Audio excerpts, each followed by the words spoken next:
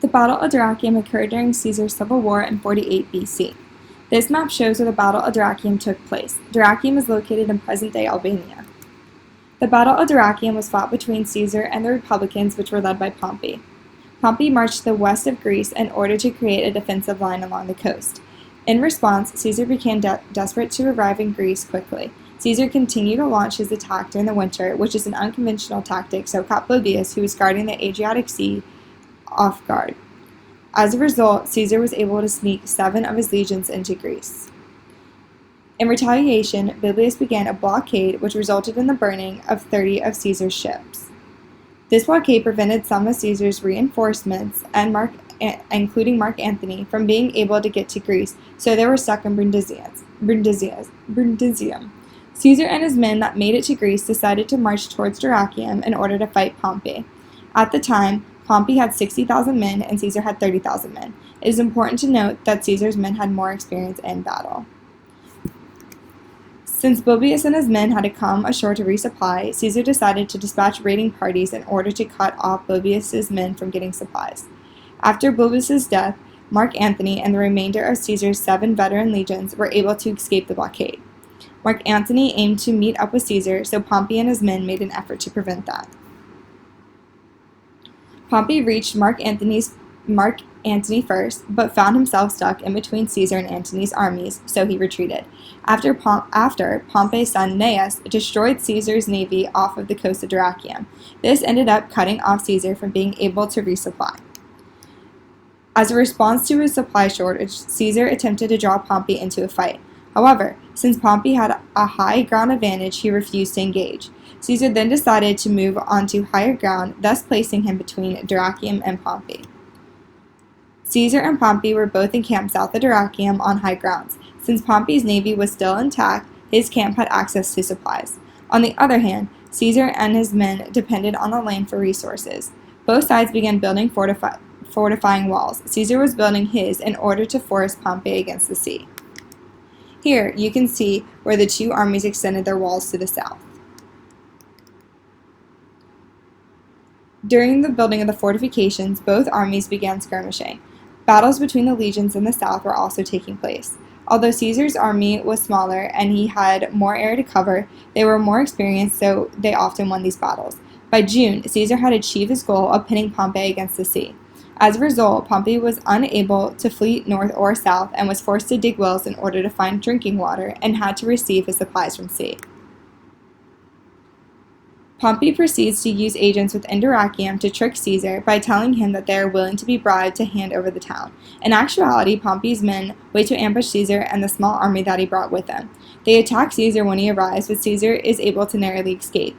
In the meantime, Pompey had orchestrated another unified attack against Caesar's fortifications.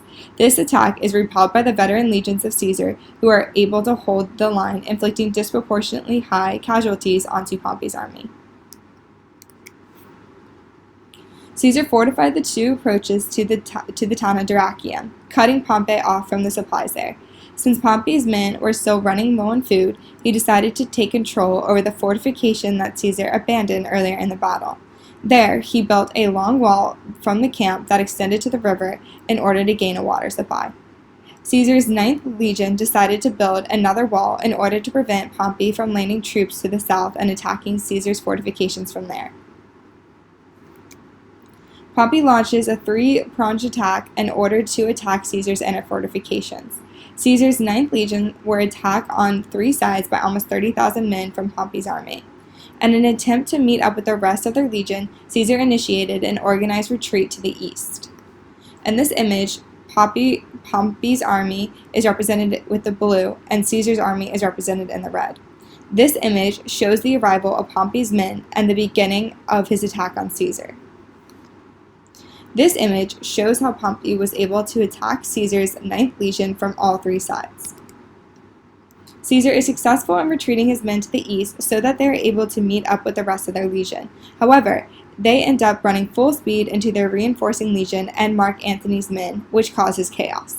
In the end, Pompey's men retreated their advance and reversed back to inhabit the 9th Legion's former camp. This image shows Caesar's 9th Legion retreating and meeting up with Mark Antony's reinforcements and the rest of Caesar's men. When Caesar sees Pompey's retreat, Caesar sends 17,000 men to assault the camp where Pompey retreated to. Caesar and his left wing forces Pompey's legion back into the inner camp. His right wing stumbled into Pompey's entrenchments, which led to the river. They decided to follow them in hopes of finding a gate to the camp, but failed. In response, Pompey sends 25,000 men to reinforce the camp against Caesar's attack. As a result of this reinforcement, Caesar's right wing was easily destroyed, and Caesar was pushed back and forced back behind their defensive walls. This image shows Caesar's left and right wings attacking the camp that Pompey took over.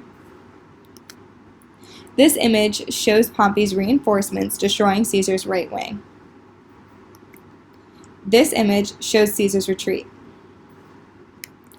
Even though Pompey's victory put him in a position where he could have struck a killing blow to Caesar's army, he decided not to. He decided not to since he was fearful that Caesar had laid traps. This allows Caesar's army to safely flee. Dyrrhachium mattered for multiple reasons. The first is that the battle was able to highlight the impressiveness of the Romans' ability to quickly build fortifications, move men around quickly, and dig wells for water. The battle was also able to show how Pompey and Caesar were intelligent generals and leaders who were able to fight with creative tactics. The Battle of Dyrrhachium shows how Caesar is in fact detestable and not impossible to outwit.